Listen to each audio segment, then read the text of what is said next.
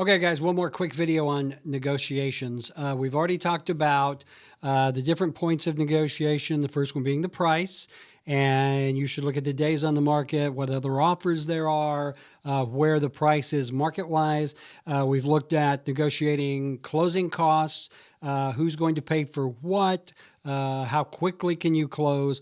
The last point of negotiation, and this is the one where things often fall apart, is with the repairs, the request for repairs. And I've done another video on this you might have seen, but I'm going to do this one really quickly just to finish off this series. You have to understand how things work. Number one, the owner doesn't want to pay for any repairs. Number two, the seller wants the seller doesn't want to pay for any repairs. The buyer wants all the repairs made and the seller to foot the bill.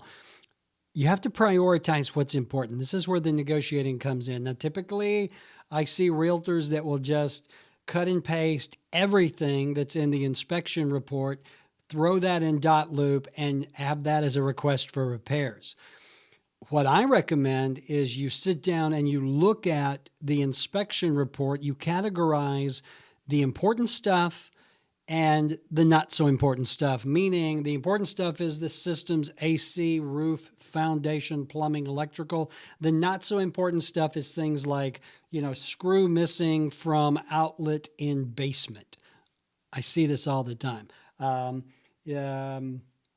What was the one? Yeah, they always want GFI plugs in every room. They want smoke detectors, but you have to decide what is the point of negotiations. Is it realistically to ask for everything? Do you ask for everything knowing that the other agent is going to come back with maybe a counter to that list? Now, what I do is this. If I'm representing the seller, we get the inspection report back. I will sit down and I will prioritize, okay, what are things that have to be done, to comply with the contract? The HVAC has to be working. Is the roof leaking? Is the foundation cracking?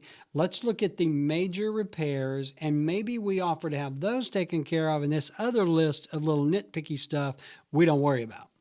Or we can go back and say, okay, we're just going to do everything. Let's just get it done. Or we can go back and say, we're not going to do anything. Typically, if you go back and say we're not going to do anything, that is just going to upset the buyer, who may push back. And this is why I think more than anything, this is where most deals break down, is when they are negotiating the request for repairs.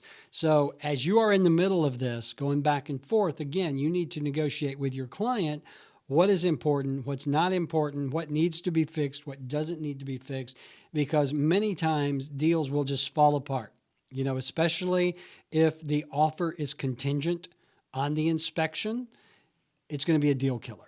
So when you get that, if let's say you're the buyer's agent, you've had the inspections done, you've got the report, if you just send that report directly to your client, it's going to freak them out. You need to go through that report first. Then you need to sit down with your client face to face. I think realtors do far too much via text. You need to sit down face to face and say, okay, here's the inspection report. Here are the points that they've asked to be repaired. Here's what I think we should do. It's also a good idea to come up with a cost before you go back and respond. What I do is, if I get a request for repairs, I will send that over to a contractor and say, please give me a ballpark estimate broken down on what it's going to take to fix these things. Here's the inspection report. There are pictures. Please let me know. I can then take that estimate back to my client and say, okay, look, I've got this estimate. It's going to ballpark between $1,000 and $1,500. Let's look at what we should do.